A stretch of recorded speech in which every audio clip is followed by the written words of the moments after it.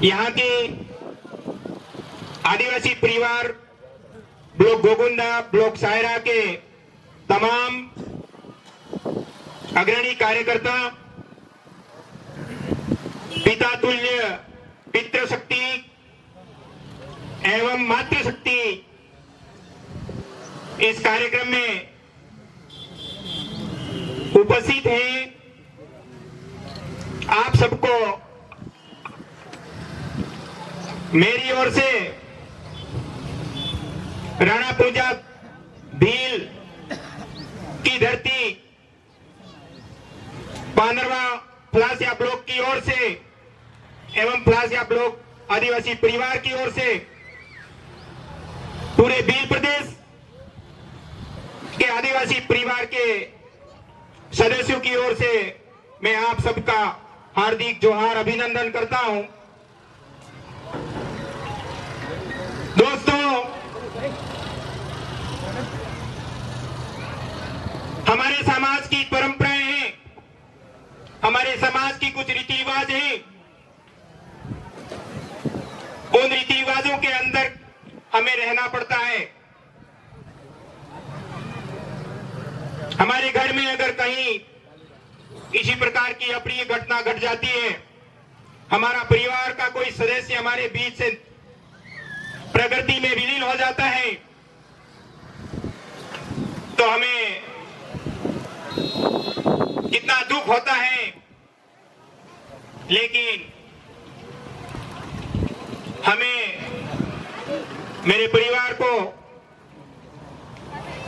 इस दुख की घड़ी में भी आपके बीच में, आपके साथ में खड़ा होने के लिए मजबूर होना पड़ रहा है। दोस्तों,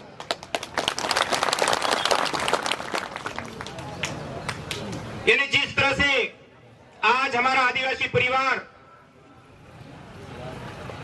हमारे आदिवासियों के हक और अधिकार के लिए एक वैज्ञानिकता के आधार पर, एक जैव विविधता के आधार पर, एक वैज्ञानिकता के आधार पर हमारे संविधान के संवैधानिक हक और अधिकार के लिए आज हमारे परिवार का जो जन जागरण गांव गांव, घर घर, यानी जहां जहां भी हमारा आदिवासी परिवार निवास करता है, वहां तक हमारी विचारधारा को फैलाने का जो एक जन जागरण का काम चल रहा है, उस जन जागरण में हमें हिस्सा बनना जरूरी है।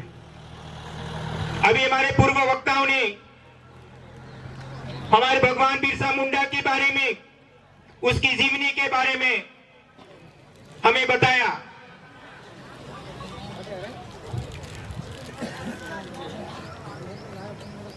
बिरसा मुंडा जी ने एक नारा दिया था, अबुआ दिसम अबुआ राज। यानी उनका क्या कहना था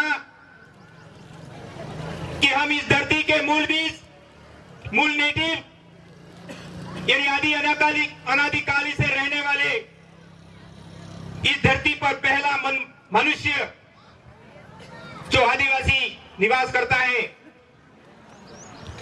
तो उन आदिवासी होने के नाते बिरसा जी मुंडा ने यही कहा था कि अबुआ दीसम अबुआ राज, यानी अपना देश अपना राज।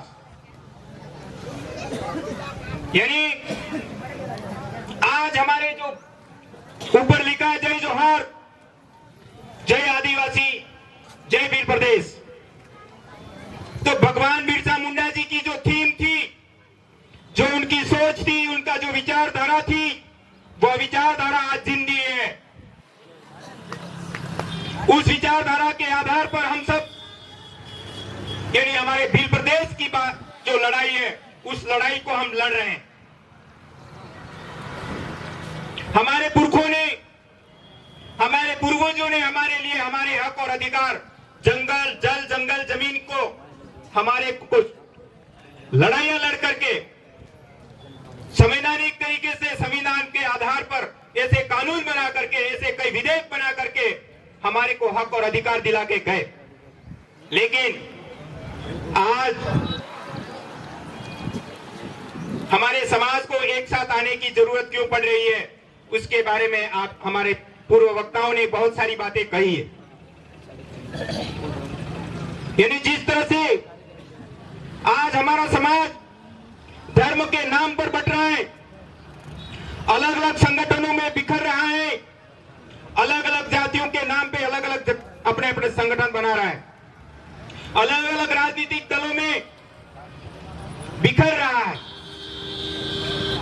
और हम ये चाह रहे हैं कि हमें यहां आकर के आपके बीच में ये बोलने के लिए, आपको ये संदेश देने के लिए आए कि हमें अलग अलग बिखरना नहीं है, अलग अलग संगठनों में टूटना नहीं है, भक्ति और शक्ति और धर्म और जाति और राजनीतिक पार्टियों के में बंटना नहीं है।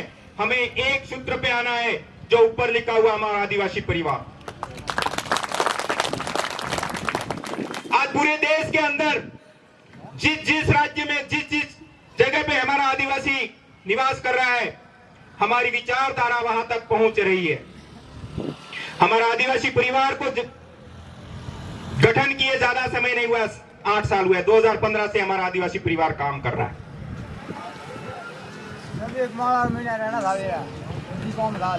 आदिवासी परिवार एक ऐसी विचारधारा है जिसका कोई मंच नहीं है।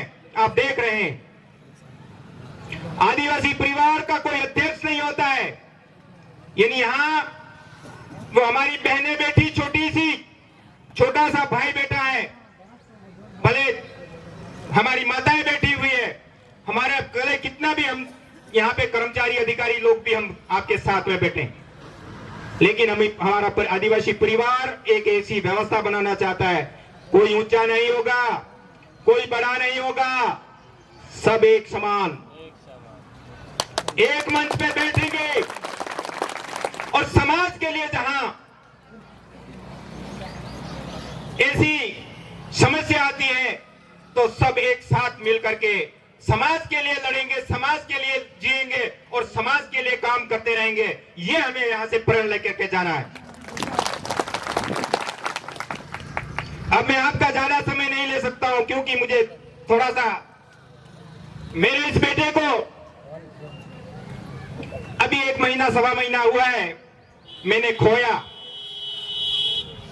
मेरे परिवार का एक सदस्य मेरे साथ में आज नहीं है, लेकिन आप सबको देख करके, आप जैसे युवा लोग जो साथ में बैठे हैं, और जिस समय मेरे बेटे की जो अंतिम अंत्येष्टि का कार्यक्रम था, आप सभी लोगों ने, जिन जिन लोगों ने मेरे बेटे की संदेश सुना, हजारों की संख्या में अंत्येष्टि के कार्यक्रम में आकर के, और बीच बीच में आप सब लोगों ने आकर के मेरे को एक ये आज यहाँ आपके बीच में सामने खड़ा होकर के बोलने का जो एक साहस दिया, हिम्मत दिया, मेरे को एक संबलन दिया कि जिससे आप सभी ने मेरे दुख को आपका दुख समझा, मेरे बेटे को आपका बेटा समझा, आपका भाई समझा और आपका परिवार का एक सदस्य समझा, और मेरे दुख को आप सभी ने सहन किया, मेरे को हल्का किया और मेरे दुख को बांटा। इसलिए मैं, मेरे पांडोर परिवार और मैं जगदीश मन्नारे जगदीश के पिता होने के नाते पूरे आदिवासी परिवार को और पूरे इस भील प्रदेश के इलाके के तमाम मेरे आदिवासी भाइयों को, माताओं को, बहनों को, सबको मेरी ओर से बहुत बहुत आभार, जोहार, धन्यवाद देना चाहता हूं। और मैं आपको ये विश्वास दिलाता हूं कि जब जब भी मेरे समाज को, हमारे परिवार की और मेरे बेटे की जो जरूरत थी, वो जरूरत मैं पूरी नहीं कर पाऊंगा। यानी जो मेरे बेटे में जो एक काबिलियत थी, एक जो ऐसी उसमें बोलने की और किसी से लड़ने की जो एक शिक्षा की और एक बोलने का जानकारी का जो उसके पास में था, वो हर किसी के पास में नहीं होता है। यानी भगवान ने 2 चीजें दी है, यानी एक तो ज्ञान और एक चेहरा। कभी सारे किसी का एक जैसा नहीं मिलता है, सबको अलग अलग चेहरा दिया है भगवान ने, अलग अलग बोलने की, अलग अलग पढ़ने की, अलग अलग ज्ञान की, अलग अलग ज्ञान दिया हुआ है। तो मैं आप सबको ये विश्वास दिलाता हूं कि मेरे दो बेटे अभी उनसे छोटे हो रहे हैं, मेरे साथ में हैं। मैंने यानी मेरे परिवार को पूरे आदिवासी परिवार के लिए समर्पित किया। मेरे को आप सब जान रहे होंगे कि इनको कोई सरपंच एमएलए बनना होगा। मेरे को यहाँ एमएलए का चुनाव नहीं लड़ना। मैं गवर्नमेंट कर्मचारी हूँ, 28 साल की सर्विस, सरकारी सेवा, स्कूल में बच्चों को पढ़ाने का काम करते हुए जहां भी हमें समय मिलता है हम समाज के लिए, समाज में जन जागरण करने के लिए समाज के साथ खड़े हैं। क्यों खड़े हैं उसके पीछे भी एक कारण है, क्योंकि मैं आदिवासी हूं। एक भील जात का सर्टिफिकेट लगा के मैं नौकरी कर रहा हूं। यानी अगर मैं भील जाति का सर्टिफिकेट नहीं लगाता तो मैं शायद मैं भी कहीं न कहीं किसी कारखाने में, किसी मिल में, गुजरात में, अहमदाबाद, बॉम्बे में, किसी खेती में एक लेबर की तरह काम करता होता। इसलिए मेरा दायित्व बनता है कि मैं समाज का हक, समाज का हिस्सा खा रहा हूं।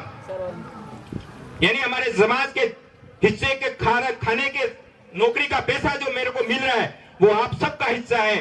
तो उस हिस्से को मैं आप सब में बांट नहीं सकता, लेकिन मेरा कर्तव्य बनता है कि मैं आपके पास, आपके साथ, आपके बीच में रहूं और आपकी समस्या के लिए हम शिक्षा का जो एक हमारी जानकारी है वो जानकारी देने का काम करें।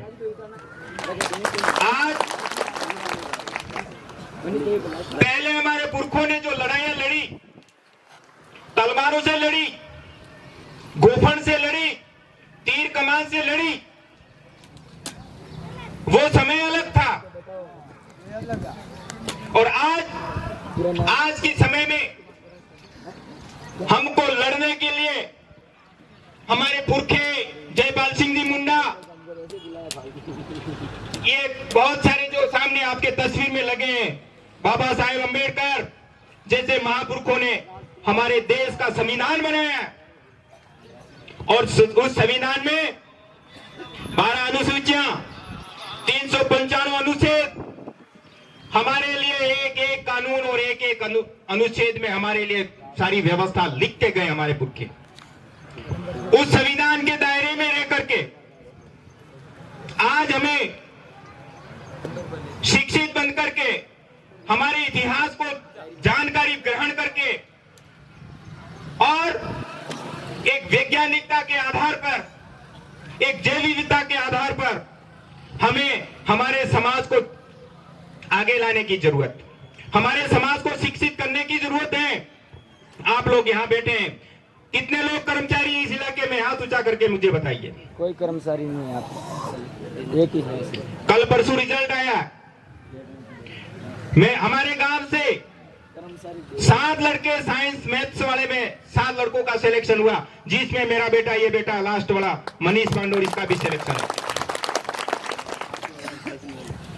हमें संविधान के अंदर हमें हक और अधिकार दिया, लेकिन वो संविधान में बना हुआ रह गया। क्यों?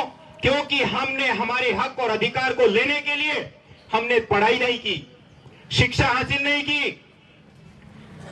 मैं आप सभी को यही कहने के लिए आया हूं कि आज से अपने आप में ये सौगंध खा के जाना है, ये मातृशक्ति हमारी जो बेटी है, माता तुल्य, आप सबसे मैं एक ही निवेदन करता हूं कि मेरे बेटे की तरह आपके सभी बेटे बेटियों को आज से स्कूल भेजोगे, उनका काम आपको करना है और हमारे बेटे बेटियों को पढ़ाना है, शिक्षित करना है और सरकारी क्षेत्र में हमारे नौकरियों को में आपन को हिस्सेदारी, अपना प्रतिनिधित्व देना पड़ेगा, तब जाकर के हमारे परिवार में सुधार हो सकता है।